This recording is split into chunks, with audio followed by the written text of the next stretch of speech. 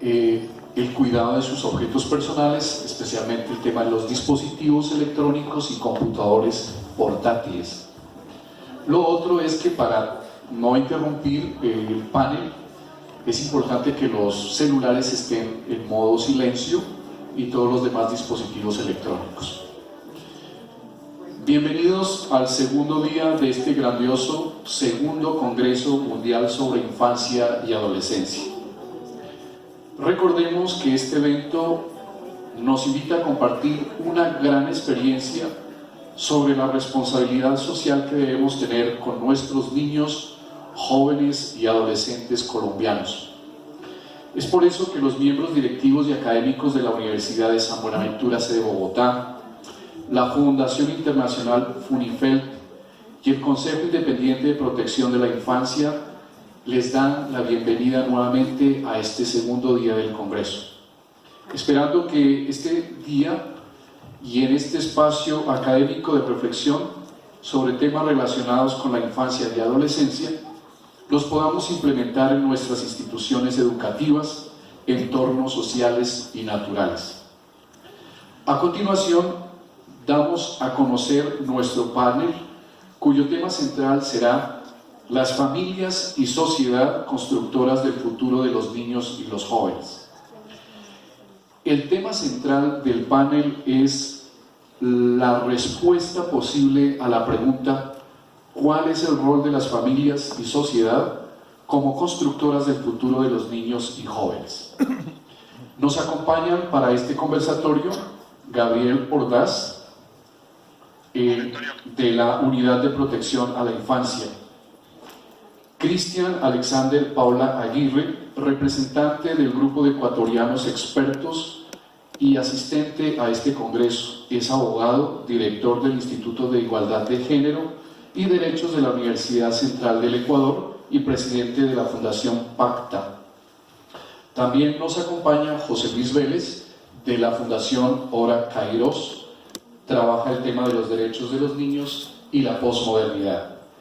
Y moderará el panel el doctor Juan Pablo Suárez Bonilla, director del doctorado en Humanidades, Humanismo y Persona de la Universidad de San Buenaventura.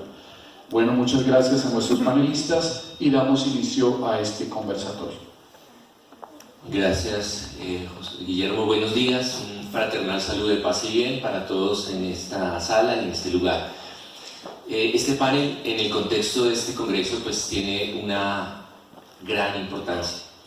En principio porque, como sabemos, en nuestro contexto latinoamericano, colombiano, la vida germina por doquier, pero asimismo para nadie es desconocido que el asunto de las políticas públicas a favor de la niñez, la infancia y la adolescencia pues son precarias, que tenemos contextos de vulnerabilidad constante, de inequidad, de injusticia educativa y toda una serie de desequilibrios que convierten este escenario en el espacio privilegiado para realizar en principio este tipo de eventos, pero también para entre todos pensar y pensarnos las posibilidades de encontrar soluciones, de encontrar reflexiones, sobre todo de encontrar maneras de impactar los contextos más vulnerables.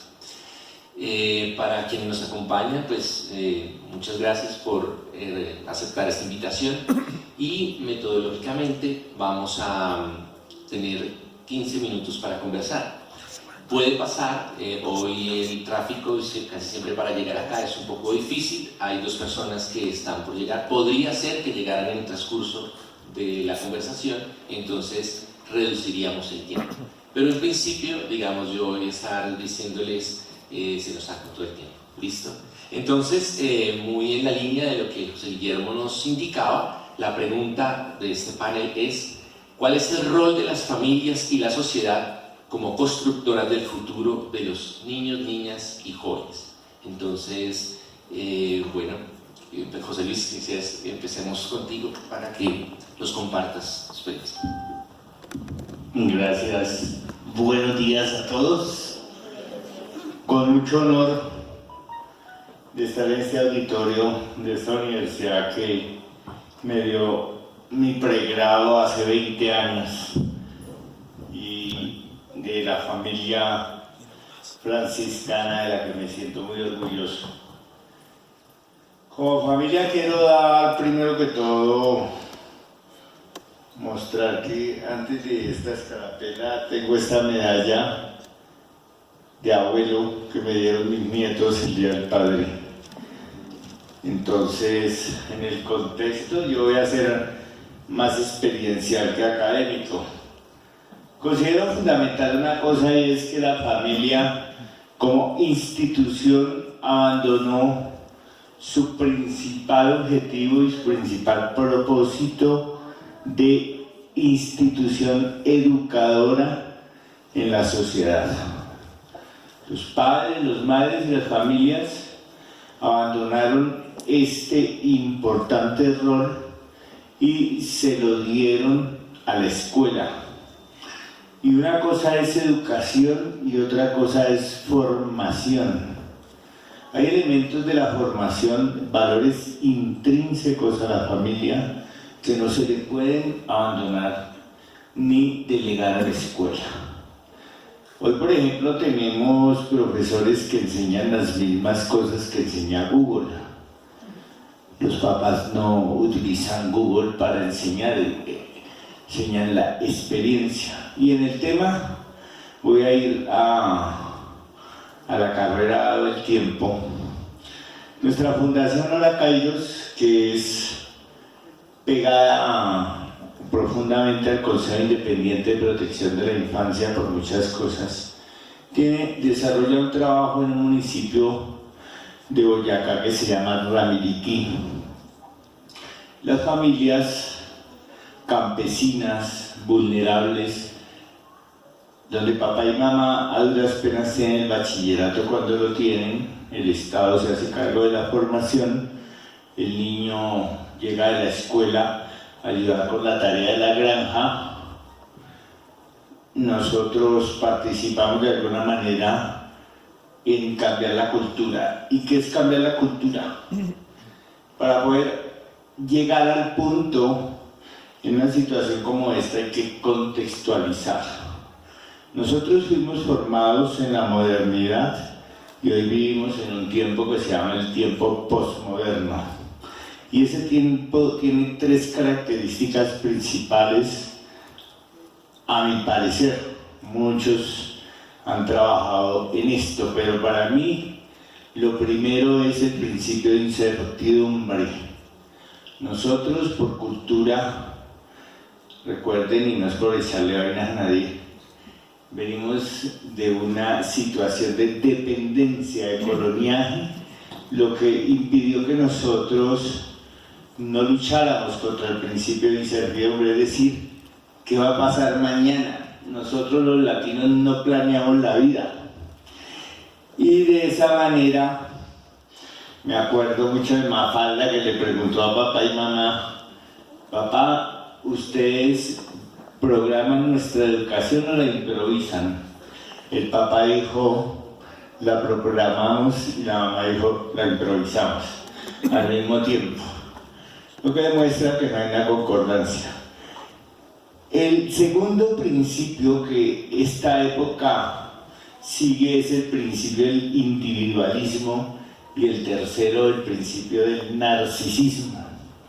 Nosotros venimos de una época moderna, cuyo símbolo era Prometeo, que era el sacrificado, mientras que la época de hoy es la de Narciso, que es el enamorado de sí mismo, el hombre del placer, todo me gusta, todo me atrae, y tengo que dar satisfacción a esa situación. Ahora, ahora metido en Ramiriquí, empiezo a conocer mucha gente. Y un día pregunto por el señor que me vendió mi casa en Ramiriquí y dicen: no, está en la cárcel. ¿Por qué? Y yo: no, tuve un problema ahí con un policía. Después pregunto por otro que hace tiempo no lo vi: no, está en la cárcel. ¿Y por qué? Y yo: no, tuve un problema con una abogada. Entonces hice un derecho de petición para que me indicaran las causas por las cuales estaban los presos de la cárcel de Ramiriquí, porque estaban ahí, el 90% por delitos relacionados con abuso sexual a menores.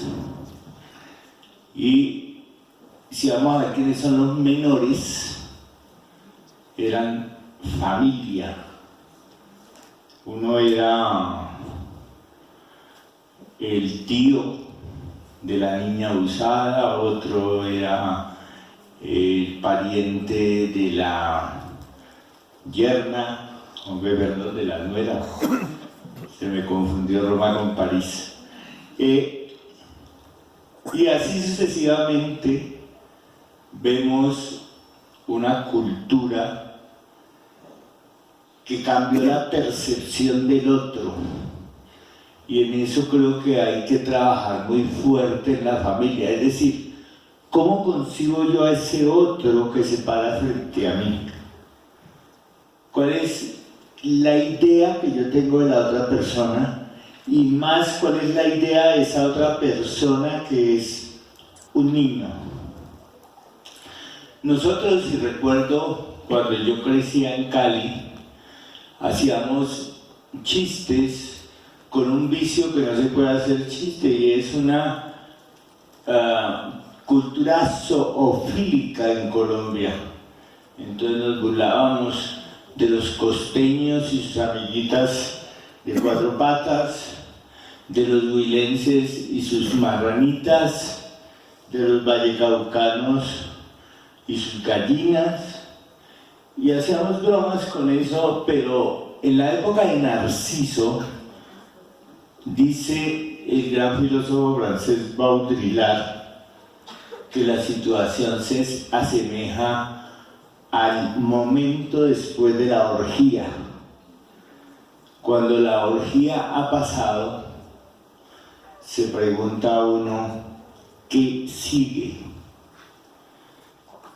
Y después de este momento de orgía que vivimos en nuestra sociedad, lo que vemos es el ¿qué sigue?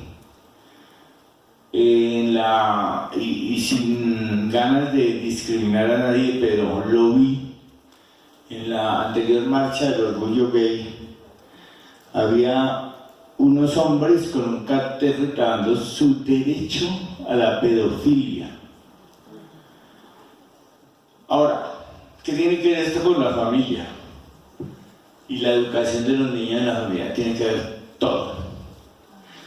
Y como la familia es la célula más importante de la sociedad, lo voy a poner en estos términos. Para proteger a nuestros niños, yo soy abuelo de 8 hermosos niños y niñas que se parecen al abuelo, por supuesto, por lo hermosos. Uno tiene que empezar a vivir una vida en la que el cuidado con los niños en la familia se extrema a tal punto de que vuelve a nacer el principio de incertidumbre. ¿En quién confiar? ¿En quién depositar? Por ejemplo, mi hija me llama y me dice, esta mañana, ¿qué vas a hacer hoy? Porque dice, es que necesito que me cuide el niño. Yo, no puedo, tengo un panel. Y entonces dice, ay, ¿ahora con quién?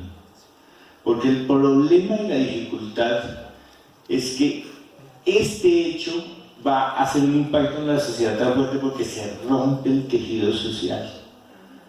Los hilos invisibles del tejido social resultan desbaratados ante esta situación. No solo por esta, por muchas otras. Y nos hemos vuelto una sociedad individualista donde cada uno se mete en su búnker, en su pertrecho para poder sobrevivir y para poder garantizarle a sus niños una vida segura y tranquila. Y no quiero quedarme solo en la queja. Quiero proponer, como dice ayer el rector de la Universidad de San Buenaventura, esto es para proponer retos. Esto no es para hacernos las mismas preguntas de siempre. ¿Cuál es el reto? El reto es reconstruir el papel transformativo de la familia en el individuo. Aquí hay un problema con el principio de autoridad muy grande. Cuando estuvimos en la gira 2017 con Osman, con Antonio, con Gabriel, yo daba la perorata que decía romper todo paradigma de autoritarismo, de verticalismo y de poder. Una cosa es la autoridad, otra cosa es el autoritarismo. O sea, las familias debemos recuperar en esta época posmoderna el principio de autoridad. Pero el principio con autoridad, el principio de la autoridad sin amor es autoritarismo. El principio de autoridad sin amor es venganza, es rabia, es ira. ¿Cómo se logra esto? Nosotros en la posmodernidad cambiamos a Prometeo por Narciso. Y Narciso es emocional. Y vivimos en una sociedad emocional. Y un maestro al que admiro mucho, catalán, ahora que está tan de moda Cataluña, Eduardo Punset, dice que la educación debe tener como principal objetivo la educación de las emociones y los sentimientos del ciudadano. Muchos piensan que no se les debe creer a los niños, pero los niños emocionalmente no mienten. ¿Y cuál es la forma de llevar esa ecuación perversa? Yo tuve un alumno que había sido abusado por su tío y su papá se negó a escuchar a su hijo porque cómo se iba a meter con mi hermano, ¿no? Y con todo el cuento de la revictimización del niño, ¿sí? El de haberle dañado su derecho a su seguridad física y emocional. Pues el tema era que la educación de la emoción no se había dado por ninguna parte. Porque el niño no tuvo nunca la manera de expresar emocionalmente de manera asertiva el dolor y la destrucción que había sufrido. Y nosotros muchas veces nos confundimos porque pensamos que las ideas y las emociones son lo mismo. Las ideas se pueden expresar con palabras, las emociones no se pueden expresar con palabras. Yo no sé si ustedes han escuchado un término que entró en desuso porque como se nos olvidó la poesía también, y en vez de leerles cuentos de... Hay un boyacense que me encanta para los niños, que me olvidó el nombre, Aníbal Niño. En vez de leer poemas de Jairo Aníbal Niño a nuestros niños, les dejamos el reggaetón. ¿Sí? Entonces los niños entran en una vena de que, bueno, ¿qué es lo que le dijo el muchacho a la muchacha del ombligo? ¿Y por qué le dijo eso? Y eso. Va, respondan esas preguntas a mis niños. Por ejemplo, en mi casa está prohibido el reggaetón y no es por hacer una vaina así como... Es por formación solamente, que ellos decidan cuando tengan criterio que van a escuchar. Entonces, ¿el problema cuál es? ¿Cómo educamos una forma asertiva de expresar esas emociones que dominan este tiempo posmoderno? Yo veo muchos memes en Facebook, que pese a mi edad sigo Facebook, donde se habla que el mejor psicólogo de la época era la chancleta. ¿Sí? pero vivimos en una sociedad psicológica donde, y yo no estoy así diciendo que les den sangre, lo estoy diciendo es que no repriman la educación de las emociones. La pregunta es, ¿cuándo en Colombia nos vamos a poner con un propósito común desde la primera infancia hasta la universidad de educar esas emociones para ser ciudadanos de bien? Muchas gracias. Pues Luis, muchas gracias por tu participación. Gabriel, entonces te cedo la palabra para dar respuesta a la pregunta. Bueno, muy buenos días. Yo antes que nada me gustaría nada más hacerles una pequeña invitación. En todas partes que yo voy a compartir y todo, siempre les digo que nuestro problema o la problemática que yo tengo es la que a mí me preocupa. Y muchísimas veces queremos que toda la gente se entere de lo que nos está pasando, pero pocas veces lo compartimos. O sea, siempre es todo hacia adentro y pocas veces hacia el exterior. Entonces poco se comunica, entonces como poco se sabe, pues nadie sabe qué está pasando en mi vida. Entonces es como ahorita, aunque somos muchos o pocos, pudiéramos ser más si compartiéramos el conocimiento.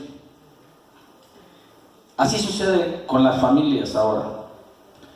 Las familias en este momento, digo, y ahorita vamos a empezar, cómo se creó, o sea, se oye Unidad de Protección a la Infancia. Fíjense nada más el nombre tan poderoso. Cuando yo escuché, hice el diseño de esa estructura, se me hizo muy fuerte porque en el artículo 17 de la Convención del Niño, de la ONU, dice que ante riesgo inminente, fíjense nada más, ante el riesgo inminente del niño, como el interior superior del niño es el mismo niño, está facultado cualquier persona, ni siquiera dice persona, institución o grupo colectivo, o sea, pone toda una serie de personas que estamos facultados como adultos a proteger al menor. Bueno, en este caso ya no es menor, al niño, niño y adolescente. Porque también un tiempo atrás se reconoce al adolescente como sujeto de derecho, que estaba en el limbo. Pero fíjense qué fuerte es el tema de poder hacer que tenemos la protección de la infancia todos. Cuando nosotros empezamos a conceptualizar esto, dijimos, pues entonces somos todos, ¿por qué tenemos que decir a ti te toca, al otro te toca? Cada vez que hablamos de la protección de la infancia, empezamos a hablar a quién le toca. Empezamos a preguntarnos y a reclamar, me voy a parar y ahorita voy al ministerio, ahorita voy al gobierno, ahorita voy con el alcalde, ahorita voy con la policía, ahorita me encargo de hablarle a su papá, a hablarle a sus maestros y decir, lo educaron mal, lo formaron mal. Y también, hasta el momento, y si lo analizamos, los voy a invitar a que hagan esta reflexión. Cuando ustedes ven por la calle un niño caminando, no sé, vamos a salirnos ahorita a un barrio, porque hay ciertos lugares donde no sucede.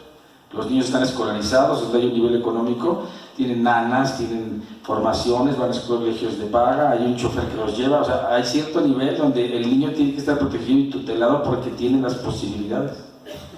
Pero en ciertos lugares no sucede eso. Entonces a las 8 de la mañana, hoy, o 9 de la mañana, en un barrio de aquí, hay niños que están en la calle porque sus papás se tuvieron que ir a trabajar, porque no hubo ese abuelo que los cuidara y están solos. Y ustedes pasan y ustedes los ven porque son las colonias donde vivimos, los barrios donde somos nosotros, y ustedes no ponen una alerta y dicen, oh, hay un niño en la calle. ¿Quién hace eso? Nadie. Porque nos hemos vuelto una sociedad indiferente que no nos importa más que lo que pasa en nuestra casa o en nuestra vida o en nuestro entorno personal limitado. Y además, hablando del tema de la pregunta, las familias, porque ahora no puedes, o sea, Cuando yo le digo a la gente que hablas de la familia y te pones con una conceptualización de familia, estás siendo hasta irreverente, porque ya no es la familia, sino son todos los modelos de familia que hoy estamos aceptando y estamos permitiendo como sociedad. Digo, no sé si esté mal o bien, ese no es el tema, pero ya están. Tenemos familias integrales, disfuncionales integrales, familias de dos tipos de personalidades, familias de dos tipos de personalidades parentales iguales, de género iguales, de género compartido, de transgéneros, de padres divorciados con hijos combinados, los tuyos, los míos y los nuestros. ¿Sí me explico, verdad? O sea, es impresionante. Y entonces cuando hablamos de eso y tú dices la familia, pues se crea un super vacío impresionante porque no puedes conceptualizarla como la recordabas. Y recordamos también una familia que se nos pone de una manera donde teníamos, y yo creo que el 80% de las familias, pocas de las familias vivieron en el pacto del amor, porque vivimos en el pacto del castigo y la disciplina. Y entonces digo, y no es que esté juzgando a las anteriores generaciones, era lo que ellos tenían conceptualizado de la formación del castigo y del poder, donde el adulto que tenía el poder controlaba y lastimaba. Por eso es que ahora, cuando les decimos, todas las generaciones atrás les decimos de los derechos de los niños y luego dicen, ahora no les puedes decir nada, ya no los puedes castigar. Y yo digo, no, les puedes decir todo, les puedes disciplinar, todo eso tiene que ser. Lo que no tienes la facultad es de lastimarlo, nunca la tuviste, pero tenías el poder y lo ejercías haciéndoles daño. Y tan es así que muchísimos de los que tuvimos esa educación, hoy somos hombres rotos, mujeres rotas, que no hablemos ya del abuso, sino simplemente de la mala praxis de haber podido aplicar este poder, que no está mal, no juzgo, quiero que entiendan, porque no existía una convención, hemos vivido del error y el proceso y entonces hemos tenido que hacerlo. Así es, o sea, pero si ya como generaciones nuevas logramos tener un conocimiento de derecho, de protección y seguimos ejerciendo el poder del daño, entonces hoy sí es un problema. Porque sí es una sociedad informada, porque hay Google, Wikipedia, Facebook y todas las redes sociales. Entonces, si ya estás informado y estás haciendo daño, entonces lo estás haciendo conscientemente. Entonces quiere decir que tienes una facultad consciente de tu poder de adulto hacia el menor. Entonces ya haces daño y ahí es donde nace esta unidad. La siguiente lámina, por favor. Que en donde nosotros decimos, hablamos de derechos, hablamos de obligaciones, que eso también está como complicadísimo, porque ¿cómo le puedes decir a un niño que tiene una obligación cuando ni siquiera tiene el ejercicio de derecho? Los niños no tienen que tener, para que puedan recibir, no le puedes condicionar. Si yo te condiciono el amor por tú lo que me tienes que dar, ya no es un derecho, ya entonces es reciprocidad, y no, en el niño no puede suceder eso, porque él no trabaja, le pedimos que no trabaje, le pedimos que no haga muchas horas. Entonces ¿cómo podría hacer todo eso si no es sujeto en eso? Y estamos decidiendo por él. Entonces ahí nosotros conocemos a una organización que se llama OVACA, una organización mundial que trabaja con los niños abusados, con los niños lastimados, que ya iba a escuelas, que ya iba a colonias, de una manera muy particular, en motocicleta. Imagínense eso, ¿no? O sea, de repente se baja un motociclista, todo con chalecado y todo, y en vez de que te diga, quítate del medio, te dice, ¿sabías que tienes derecho? Oye, te puedo contar que te deben tratar con amor. Y yo, pues como, ¿qué pasó? Entonces, esa organización conoce un poquito el trabajo de su servidor, desde promoción de paz. Yo trabajo en las cárceles, trabajo en los barrios, conozco el CIPI, me integro al CIPI y empiezo a hacer más trabajo. Y luego, además, como presidente estatal de CONAPAZ Nuevo León, trabajo con la Comisión Nacional de la Paz en México. Pues entonces dices, ya se junta todo. La siguiente lámina, donde empezamos a darnos cuenta que esta organización podía fortalecernos. Si me hace favor con la siguiente lámina, por favor, nos pudiera fortalecer. Y entonces, bueno, nosotros nos fuimos dando cuenta que teníamos que mostrar el trabajo. Una de las cosas que nos fuimos dando cuenta en este momento, y máxime en el estado de Nuevo León, que había muchas leyes, que había mucha preocupación, que estábamos viendo momentos de mucha violencia, pero cuando nosotros nos llegábamos a sentar con autoridades, con organizaciones, todo el mundo nos decía todo el trabajo que estaba haciendo, y sin embargo nosotros llegábamos a los espacios y decíamos, ¿de qué sirve todo ese trabajo si los niños hoy siguen teniendo hambre? Si los niños siguen siendo abusados, si los niños no pueden comentar lo que está diciendo. Y entonces nos surgió una pregunta: ¿cómo entonces puedo hacer que ese derecho llegue al niño? Pues no, muy sencillo, encontrándonos. Porque estábamos tan preocupados por protegerlos y cuidarlos que se nos olvidó ir a buscarlos. Entonces dije, pues necesitamos más manos.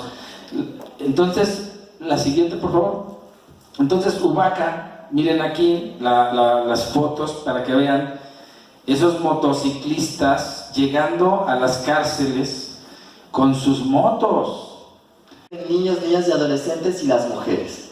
La violencia de género y la violencia sexual de niños, niñas y adolescentes, donde su principal lugar de objetivización son las familias. Son los tíos, los hermanos, los primos, los papás, los padrastros, los abuelos, quienes cometen estas graves lesiones y vulneraciones a los derechos de niños, niñas y adolescentes en nuestro continente. Entonces, el comenzar a idealizar a esa familia patriarcal, verticalizada, machista, nos ha traído problemas como sociedad.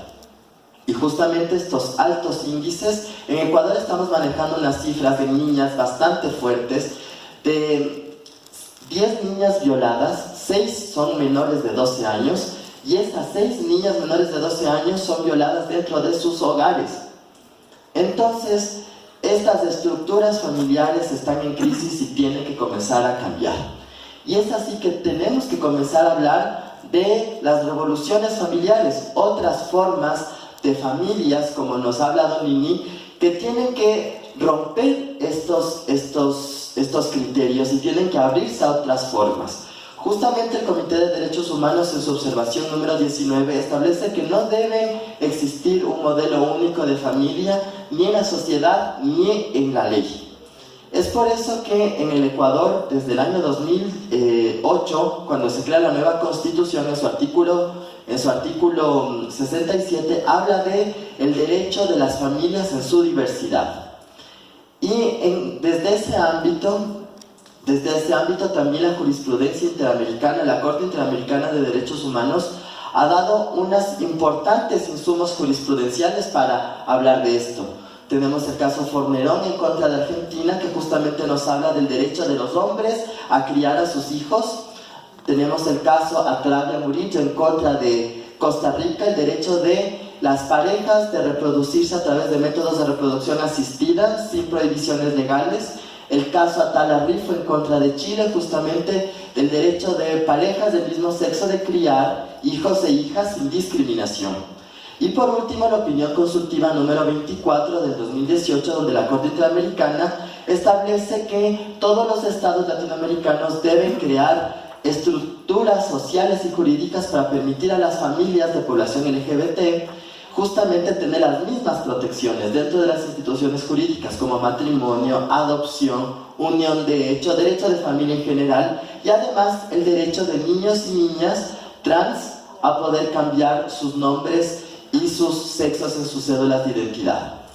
Bajo este marco jurisprudencial, en el Ecuador, a partir del 2011, aparece un caso trascendental, que es el caso de la niña Satia. Satia es una niña nacida en Ecuador, hija de 2 mujeres, hija de una pareja lesbiana, que estuvieron casadas en Inglaterra, unidas de hecho en el Ecuador, y que le solicitaron al Estado ecuatoriano que le registren a la niña con los apellidos de sus 2 mamás, para que la niña tenga la afiliación y los derechos de familia en función de la familia diversa que estaba conformada. y que no sea discriminada, y que si una mamá muere, la niña tenga el derecho de sucesión de la otra madre y todos los derechos de familia que tienen todos los niños, niñas y adolescentes. El Estado le negó en primera instancia en el 2011 y el litigio duró hasta el año 2018. ¿Sí? 7 años de litigio para que la niña sea reconocida con los 2 apellidos de las madres y pueda tener los mismos derechos que otros niños y niñas. Afortunadamente, la sentencia de la Corte Constitucional del 2018 del caso Satia se refuerza con la opinión consultiva número 24 de la Corte Interamericana de Derechos Humanos, y eso facilitó la interpretación jurídica para que se reconozca la familia en sus diversos tipos y que se reconozca la filiación homoparental y lesbomaternal dentro del Ecuador, y así Satia y su hermanito tuvieron la posibilidad de registrarse con sus nombres reales de sus madres, y abrió la puerta para que otras parejas del mismo sexo puedan exigir derechos a la filiación. Otro caso paradigmático en Ecuador sucede con el caso Amada, que es el caso de una familia trans, pero no de padres trans, sino de una niña trans, donde sus padres aceptaron y amaron la decisión de su niña e iniciaron un litigio contra el Estado para que el Estado le cambie el nombre y el sexo a esta niña. Este proceso fue complicado desde el ámbito político y social, porque justamente antes de comenzar el litigio aparece en Latinoamérica este triste movimiento llamado Con mis hijos no te metas, que estigmatiza a las familias en su diversidad y que las hace al ojo público como una perversión, como una cosa dañina a la sociedad. Y principalmente las víctimas de estos movimientos son los hijos e hijas de parejas del mismo sexo y las niños y niñas trans. Así que ese movimiento frenó un poco el inicio del proceso judicial en el 2017, pero se reactiva la idea de exigir este derecho en el año 2018 cuando se publica la opinión consultiva 24 de la Corte Interamericana.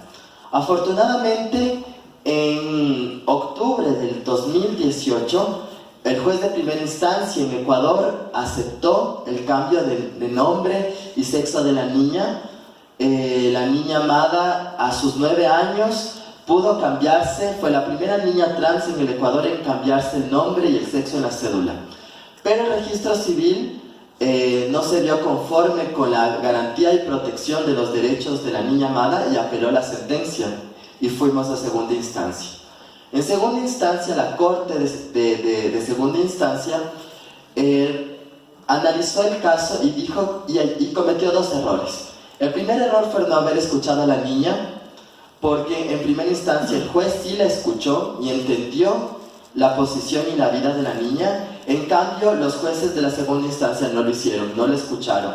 Y como sabemos, en derechos del niño, la forma de aplicar el interés superior del niño es a través del derecho a la escucha, el derecho de los niños a ser escuchados. Y la Corte Provincial del Ecuador no dio paso a esa escucha. Ese fue el primer error. El segundo error es haber confundido orientación sexual con identidad de género.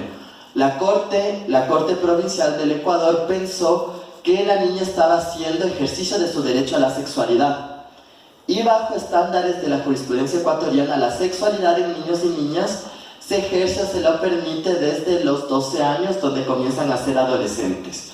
Y entonces la jurisprudencia y la sentencia de segunda instancia dijo que los niños y niñas trans, por el ejercicio de su derecho a la sexualidad, podían cambiarse de sexo y de nombre a partir de los 12 años. Pero claro, ahí hay un error, porque identidad de género es la percepción y la idea de que las personas tenemos sobre nuestro cuerpo, nuestros estereotipos, nuestra estética, frente a los roles sociales de género construidos, que no es un ejercicio de sexualidad, porque la sexualidad son los deseos, los placeres, los gustos que las personas experimentan hacia otras personas. Y esos 2 errores fueron los que permitieron la aceptación de la apelación del juez de primera instancia. Sin embargo, lo que se hizo fue apelar a la Corte Constitucional este caso, y el caso está en estas instancias, ¿no? Todavía no se resuelve.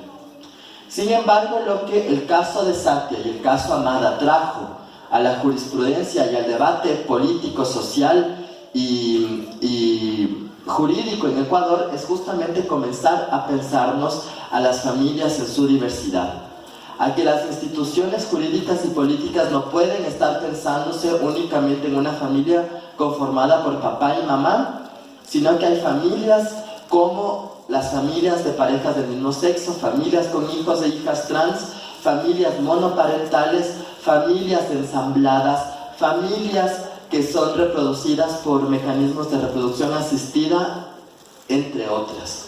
Lo que dejó claro es que la legislación familiar en Ecuador quedó vetusta.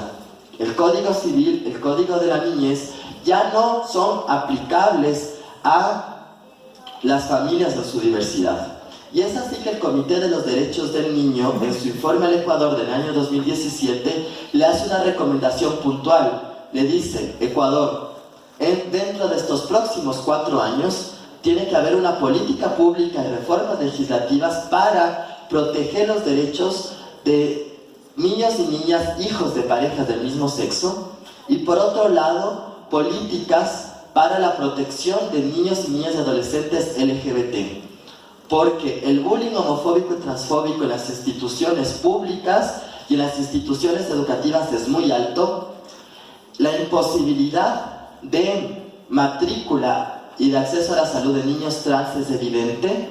Y sobre todo también hace recordar a lo que sucedió aquí en Colombia con el caso de Sergio Urrego. Si las instituciones educativas no toman medidas preventivas para proteger a nuestros niños y niñas de la diversidad, la única salida de estos niños y niñas es la muerte.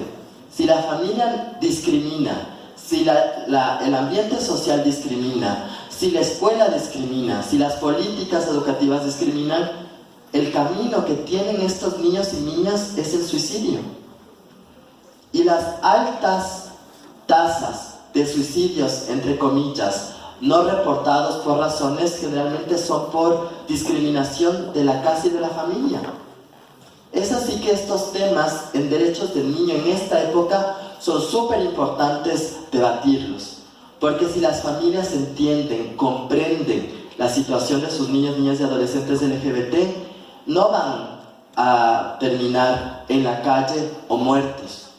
Y el caso de Amada y el caso de Satia en el Ecuador son un reflejo de esto. Amada es una niña trans, sus padres son heterosexuales, criados en ambientes católicos, cristianos, pero que estos padres supieron abrir el corazón. Estos padres supieron abrir el corazón y aceptar a su hija en su condición de niña trans. Y tan fuerte fue el amor de esta familia que fundaron una fundación que se llama la Fundación Amor y Fortaleza, que ahora acoge a 9 familias con niños y niñas trans alrededor de todo el Ecuador que están luchando por las reformas jurídicas y legales para que les permitan vivir en normalidad, para que les permitan ejercer sus derechos y sobre todo para que les permitan no vivir en ambientes de violencia. Y esto es justamente un mensaje súper importante, porque no solo depende del Estado proteger y poner leyes para no discriminar a las familias en su diversidad, sino también depende de la autorreflexión de las familias y del amor de las familias. Porque cuando las familias aman, protegen, respetan las decisiones de sus niños respecto a su identidad de género y a su orientación sexual, la muerte no es una respuesta. La callejización no será una forma de vida, sino será el ensamblaje, la protección y el amor que puedan tener estos niños y niñas y adolescentes. Y la legislación internacional avala eso, al menos la legislación interamericana. Como yo les decía, la Corte Interamericana de Derechos Humanos ha generado estándares claros para esto. La jurisprudencia constitucional de varios países, especialmente la jurisprudencia colombiana, ha tenido excelentes fallos justamente protegiendo la familia en su diversidad, y lo que nos queda en los demás países es seguir ese ejemplo y sobre todo comenzar a dejar de idealizar lo que les decía antes de esta familia patriarcal machista nuclear, sino que comencemos a apreciar, valorar y garantizar las familias en sus diversos tipos. Entonces, con esto les agradezco y espero podamos seguir conversando. Muchísimas gracias. Perfecto, agradezco a nuestros tres panelistas. No sé si llegarían preguntas del público para que José Guillermo nos haga el favor de gestionarlas y dirigirlas a nuestros panelistas. Gracias, allí veo. Bien, nuestras estudiantes van a hacer esta labor, vamos a recoger las preguntas.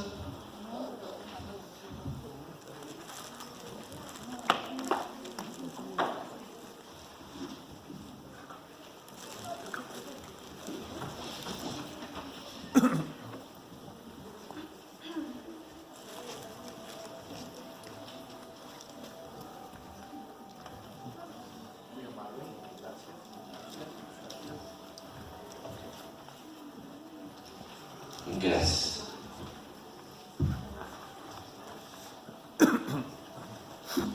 Bueno, entonces la primera pregunta, entiendo yo que es dirigida a los tres panelistas, es ¿qué puede hacer la escuela frente a la diversidad familiar?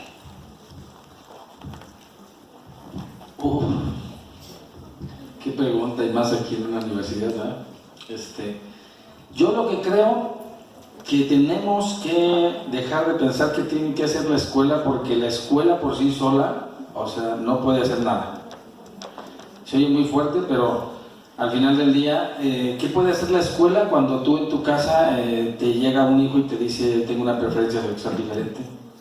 Creo en algo diferente a lo tuyo, o sea, ahora que ya naciste en un origen católico y de repente llegara el hijo y te dijera yo voy a ser cristiano, mormón, pentecostés, ¿qué vamos a hacer ahí?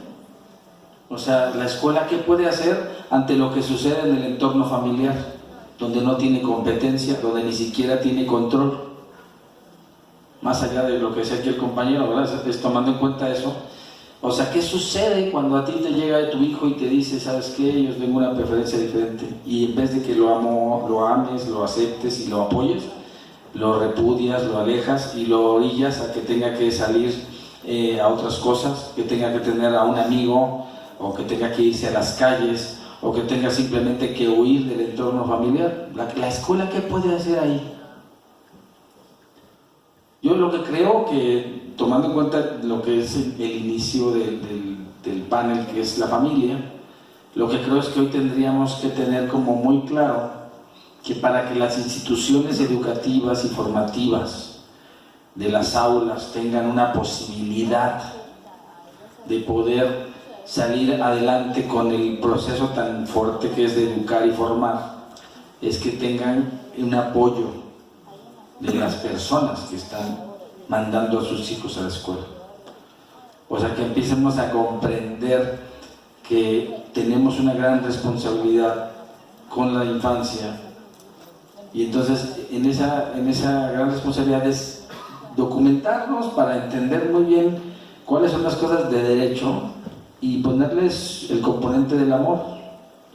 Cualquier decisión, si ustedes pusieran en cualquier ley constitucional el amor, en ese momento tendría que haber justicia y tendría que haber derecho, porque el amor no puede dejar nada fuera que no sea positivo, no puede dejar nada fuera que no sea inclusivo, y el amor en ningún momento es discriminante. Pero en aras de la formación, en aras del poder, en aras del control, siempre estará la rebatinga a quien le toca, quién es el que tiene el poder para hacerlo, y la última palabra será, eso creo que es muy importante, que la última palabra será la del adulto.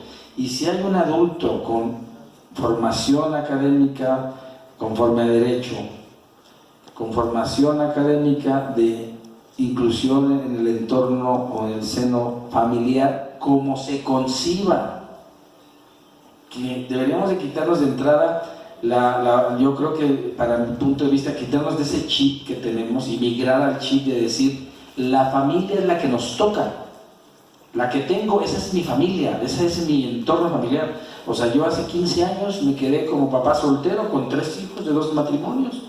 Y mis hijos no tuvieron a su madre como tal, veían a sus madres y yo tuve que trabajar y cuidarlos.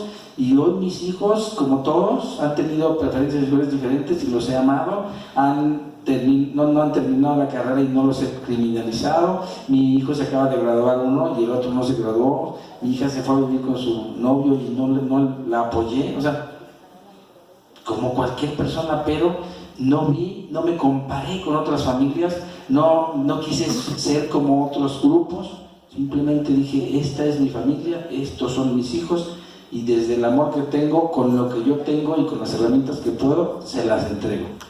Y hoy creo que tenemos una familia pues, que está unida, pero no quiere decir que no tengamos problemas ni cosas que resolver.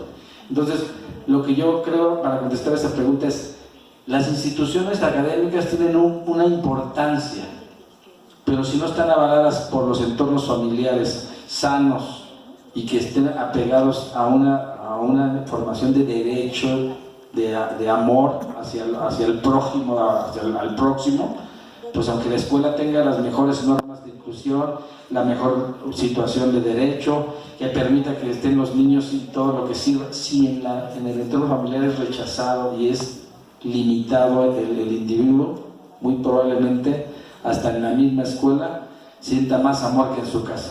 Muchísimas gracias. Si yo quisiera un poco irme al tema de los discursos que tienen que dejar de promover las escuelas y de construir esos discursos. Por ejemplo, no sé si aquí sucede en Colombia, pero en Ecuador pasa mucho que el día del papá, el día de la mamá, y se hacen eventos, y se hacen cartitas, tal. Está bien, está chévere, pero ¿qué pasa con los niños que no tienen papá y no tienen mamá? ¿Qué tipo de contención damos en esos casos? No, generalmente no hay. Entonces esos niños quedan en depresión, en tristeza, y siguen con esta lógica de ¿y dónde está mi papá? ¿Quién es mi papá? ¿O quién es mi mamá? ¿Dónde está? O tal. Puede ser que son hijos de madres solteras y el papá no existe y no va a existir nunca. Entonces esa idea le va a mantener constante de que vive en una familia normal, de madre soltera. Pero si el discurso de la escuela comienza a cambiar y en decir, hay familias de papá y mamá, pero también hay familias de mamá, hay familias de papá, hay familias de mamá y mamá, de papá y papá, etcétera, etcétera, o familias que por los fenómenos migratorios pasa mucho en Ecuador que las familias, si bien tienen papá y mamá, pero papá y mamá están en España trabajando, la abuelita es la que está cuidando a los niños y de esa familia tampoco se habla. Es una familia diversa que también tiene que ser atendida, vista y protegida y promovida por la institución.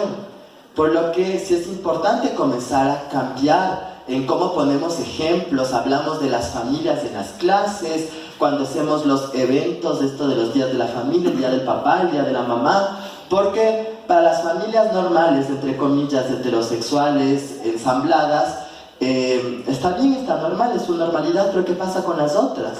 Están totalmente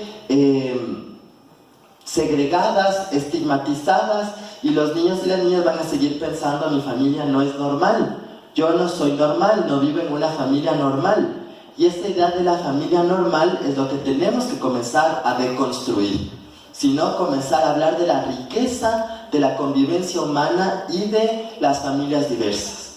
Porque las familias tampoco ahora ya no son solo mamá y papá, porque ahora mamá y papá trabajan y otras personas son las que cuidan y dan amor a los niños. Las vecinas, las tías, los hermanos mayores, las abuelitas, los abuelitos. Entonces el círculo de cuidado, de protección y de cariño de los niños y niñas no solo es papá y mamá. Y las familias son más amplias y los cuidados y los afectos son diversos. Entonces yo creo que ese es mi mensaje. Deconstruyamos el concepto y el paradigma de familia y comencemos a hablar de las familias y de las familias diversas.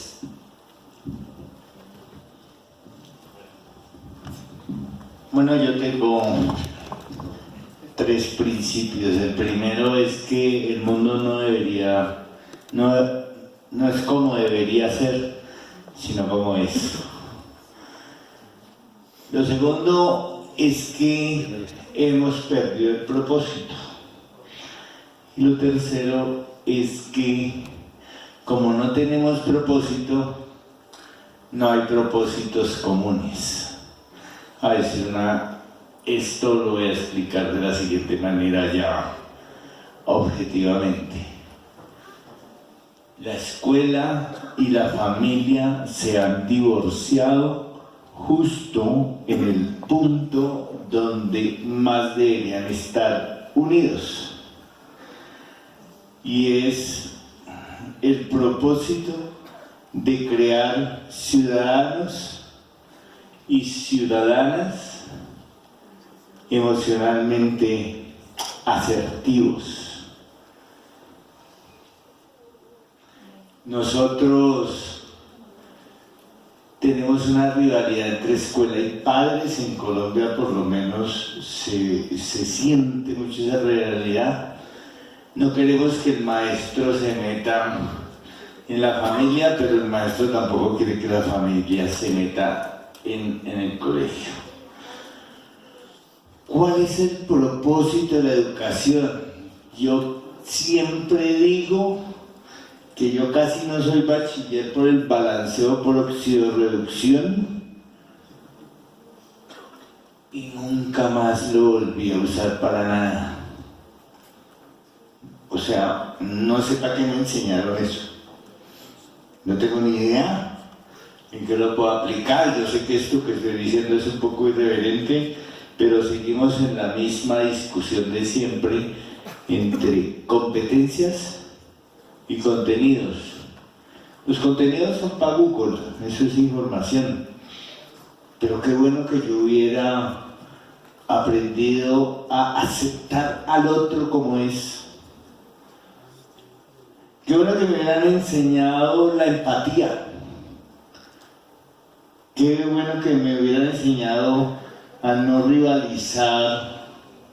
Yo me formé en Cali, entonces yo era del hermoso y glorioso Deportivo Cali y los otros de la América eran los feos. Tanto que el trapo verde y el trapo rojo pues era importante. Y cómo hoy eso se ha agravado tanto que ayer estábamos juzgando a los muchachos de la América que mataron a uno de Millonarios solo por la camiseta. O sea, tenemos un propósito común pero no lo ejercemos. Familia y sociedad. Y entender que no se trata de mí. No se trata de mí, esto va más allá de mí. Se trata del otro, se trata de una sociedad que tiene que avanzar. Y mientras vuelvo y digo, esto no es mío, esto es de Punset, mientras no tengamos ciudadanos emocionalmente asertivos, tenemos perdido el año. Entonces yo procuraría menos balanceo por oxidorreducción y más educación emocional. Por la naturaleza de las dos preguntas que llegaron, las vamos a unir. Entonces, dice así: ¿considera usted que un niño de 3, 4, 5 o 6 años tiene realmente criterios suficientes válidos como para decidir por sí mismo su identidad y su orientación sexual? Y la segunda: ¿un niño hijo de una familia homosexual no sentirá en algún momento carencia de amor por parte de un padre o una madre según el género de la familia que lo crió? Bueno, antes que nada quisiera como comentarles que eso tendrá que ver desde qué carencia estamos hablando, desde quién pregunta. O sea, porque yo lo que quiero decirles es que los niños y niñas y adolescentes, o sea, sienten el amor del que sea. Y no nada más ellos, nosotros también. O sea, hay momentos que nosotros llegamos a lugares, hoy mismo estamos aquí en Colombia recibiendo tantas muestras de afecto y tanto cariño, que de verdad nos sentimos tan comprometidos y decimos qué hermoso recibimiento. Y puedo pensar que a lo mejor también tiene que ver desde lo que yo muestro a lo mejor y nos tratan diferente porque nosotros somos agradecidos. Si yo tuviera una actitud prepotente, molesta y agresiva, a lo mejor me trataría mal. Pero yo lo que quiero decirles es que esto, yo lo único que podría comentar en este tipo, creo yo que tenemos que tener una situación muy complicada en esta sociedad, que tenemos sociedades de doble moral, que son las que más me preocupan, porque son sociedades donde, no sé si se los pongo de esta manera, sociedades de redes sociales, ¿no? Que están poniéndole like a todo, dicen que la familia perfecta, suben la foto, el niño bien contento en el cumpleaños, y saliendo del Facebook te encuentras con un niño golpeado, maltratado, ignorado, que nada más en la foto se veía muy bien para el Facebook, pero la realidad que está viviendo el niño no es la del Facebook. Entonces, en apariencia. Y otro también, que somos sociedades que estamos queriendo alcanzar utopías, sociedades que estamos queriendo estándares que nos fueron enseñando y se fueron diseñando socialmente, que no tienen nada que ver con si te sientes amado ni de la percepción de decisión. O sea, ¿quién dijo? Y yo lo único que les quiero decir, que yo digo, yo respeto todo lo que puedan decir de cualquier preferencia, y de que ahora pues es la comunidad LGTBQ más 32, o sea, porque ya subió el derecho a que todo el mundo se pueda incluir en todo, pero también hay masculinidades hoy diversas y hay leyes de infancia diversas, tal vez así que vemos grupos de atención a la infancia, más de miles, grupos de atención a protección a animales hay millones, grupos de protección al ambiente hay millones, y todos, lo más difícil es converger en un punto común y ponernos de acuerdo. Entonces, ante eso, ¿qué tenemos que hacer? Pues lo primero es poder comprender que no tenemos la autoridad para decidir, pero lo que sí es importante en el caso de los niños, en la primera pregunta de las edades, es que nuestra necesidad y nuestro sentir es propio. O sea, el día que tú te diste cuenta que tenías vocación para ser abogado, el día que te diste cuenta que ibas a tener una formación médica, no vino a nadie a decirte tú vas a ser médico, tú tenías capacidades diferentes y te fuiste juntando con las personas y te sentías cómodo con ese grupo. El que era abogado tiene un lenguaje corporal y tiene un coeficiente